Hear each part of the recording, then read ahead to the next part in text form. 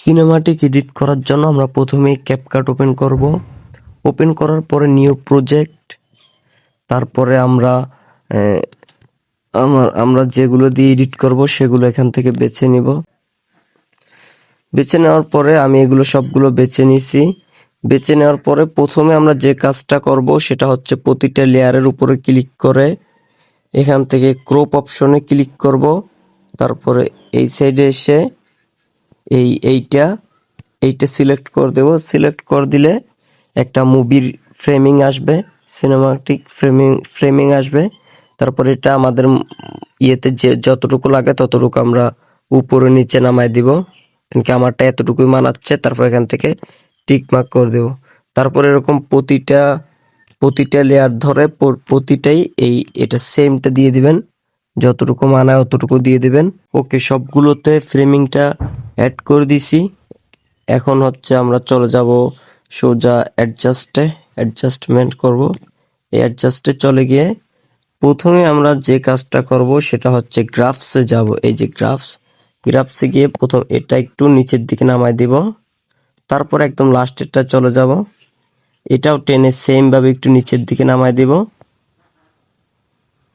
হ্যাঁ, তারপর আবার ব্যাগে আসবো। ব্যাগে আসার পরে আমরা যাব হচ্ছে টেম্পেটা 10 মাইনাস করে দিব। তারপর এটা 15 মাইনাস করে দেব। তারপর যাব হচ্ছে এটা কি বিগনেটটা এখানে প্লাস করে দিব হচ্ছে যে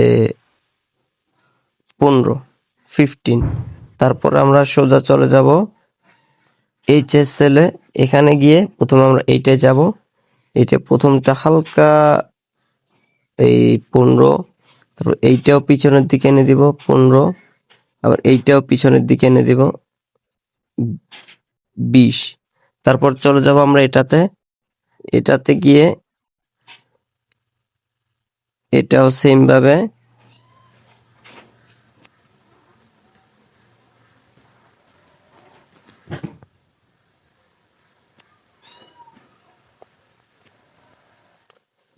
আমি যেরকম দেখাইছি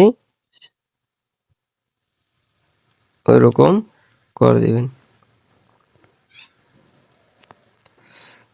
তারপরে আমরা যেহেতু এখানে আরেকটু ডার্ক করলে ভালো হয়, সেক্ষেত্রে আমরা হালকা ব্রাইটনেসটা কমাই দিব। এখন এই কালারটা ধরে সম্পূর্ণটা অ্যাড করে দিবেন।